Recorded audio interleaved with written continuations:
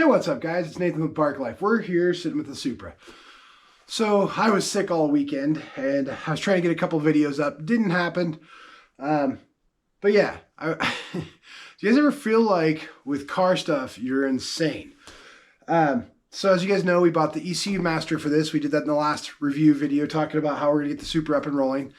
Bought the ECU Master with air temp and all the exciting stuff. Getting ready. Got a new laptop for it. We got all these new GoPro Hero 11s, which we're super excited about.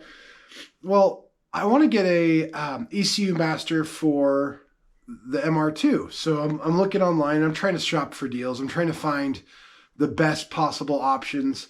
And of course, trying to, find whatever's the most reliable, that sort of thing. ECU Master is what I came up with. Dollar for dollar, it seems like it's about the best deal.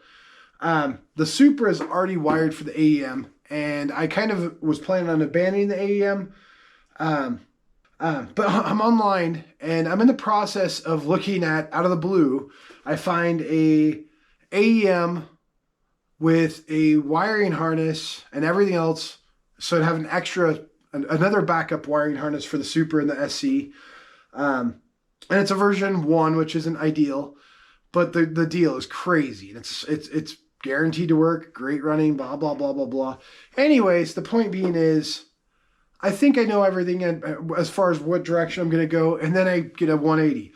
On top of that, I'm looking at a whole nother car.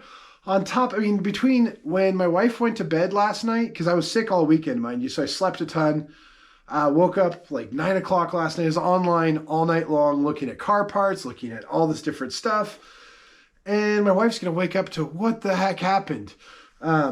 Listed a bunch of different stuff, sold a bunch of stuff, bought a bunch of stuff. A lot has changed since last night at 10 o'clock or 11 o'clock when I got up and got rolling. And that's where the Supra comes in. Do you guys ever feel like you're insane? I watch all these YouTube guys and I watch all these builds. Cletus builds are amazing. And you get to watch Boosted Boys. You get to watch them go from small builds to big builds. But again, with this, I don't have crazy money. Like when I'm doing this, it's out of my pocket. And I don't have crazy money to build these cars. This car, the only reason it's as far as it is, I've had it for 15 years. It still needs a paint job. And, MR2, we've taken it a long ways. But again, buy, sell, trade, swapping parts, making it work, filling in the gap and buying the parts for as affordable as I can. Going online to the Toyota dealerships, see what dealership gives me the best price for each part, and I'll order it. Going on Amazon and comparing part numbers with part numbers from other things and finding replacement parts like the wheel bearings. The ones that the hub of the wheel bearing that people spend $1,000 on or $800 on, finding it for $300. All those different little diamonds in the rough. SC300, like we said with the budget build, I had so many people tell me $1,000 isn't possible. Well, the SC300 is running with a turbo, technically has a turbo. I need to put some different injectors in there, but we only spent $750 to get the entire turbo kit rolling on the SC300. So we bought the car for, again, $600. $750 for the turbo kit.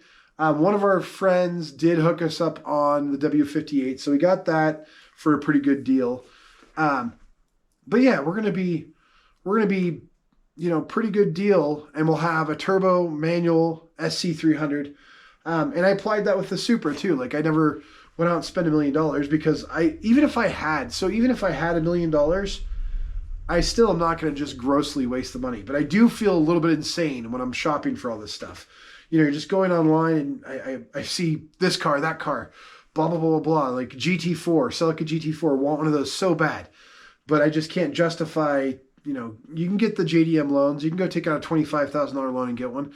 To me, it kind of ruins the point of it. It's like if you're collecting something, and then you, instead of, going and finding, as we call it in the raw, go and look for that particular item at thrift stores or garage sales or whatever. I love doing that stuff. It's like just going on eBay and buying the whole collection and then saying, yeah, I collected these. It's like, no, you went on eBay and you bought them all at once. You didn't collect them. You bought them all at once, which is fine if that floats your boat. But the same thing applies for like this stuff. Like I don't want to spend buco bucks on it. It's fun to me. I enjoy the hobby, but the thought of dumping like $50,000 into a car in mods doesn't sound appealing to me. I know a lot of people are gonna be like, oh, blah blah blah blah blah. For each person, they have their own thing. They have what they want to do. That's just not my thing. I don't like being like, oh, I spent the most possible on this build. For me, the satisfaction comes from when I'm like, yeah, I spent the least amount for the most fun. Like I was talking with another guy today. I was trying to source some injectors for the SC, and he's talking about budget builds, and he's got, of all things, a Ford Probe with like 500 horsepower. Thing's crazy. It's awesome. I love stuff like that. That's why I always say like Miatas. They're one of my favorite because that community works on their cars. And I'm not saying do subpar work or make things dangerous or, not think things through, but use what you have and work through it. That's part of engineering that I enjoy. Using what you have and making it work. Like, obviously do the best possible work you can, but I do feel a little crazy. I don't know that all the other car guys are on the internet for, 10 hours straight looking at car parts. Tell me you do that too, because man, I sit there and I'll daydream about cars, like daydream about the Supra, what I can do to it, and all the different mods I can do to it. I enjoy cars so much. I enjoy the engineering. I enjoy finding the parts. I enjoy every aspect of it, selling them, buying them, every aspect. And I'm hoping that there's other people out there like me, because it feels weird to be online for that long doing that.